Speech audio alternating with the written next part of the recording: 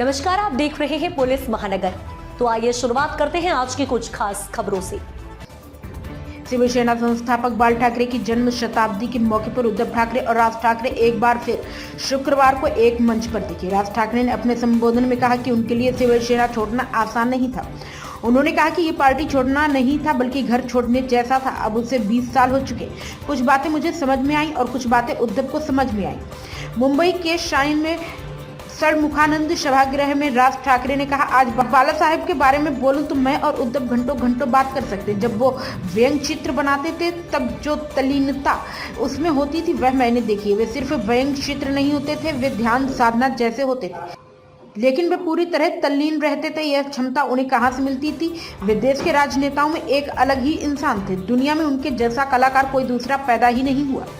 इसके आगे उन्होंने कहा, उनके बारे में कुछ भी चलता रहे, वे अपनी कला में लगे रहते थे। आज राज्य में राजनीति में गुलामों का बाजार लग गया है। बाला साहेब अब नहीं है, ये अच्छा ही है, क्योंकि अगर वो होते तो बहुत व्यतीत होते। महाराष्ट्र में इंसानों की नीलामी शुरू हो गई, चाहे कल्याण डोंबिवली हो या दूसरे जिले। यह सब देखकर हम व्यवस्थित हो जाते हैं। कई लोग आज दूसरे दलों में दिखाई देते जिन्हें बाला साहब ठाकरे ने ही बनाया था।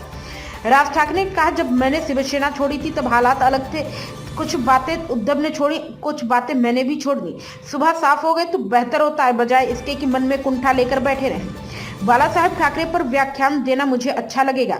हम घर में रहते हुए भी उस इंसान को पूरी तरह समझ नहीं पाए। अब तक की खबरों में बस इतना ही। ऐसे ही खबरों के लिए बने रहें हमारे साथ। तब तक के लिए नमस्कार।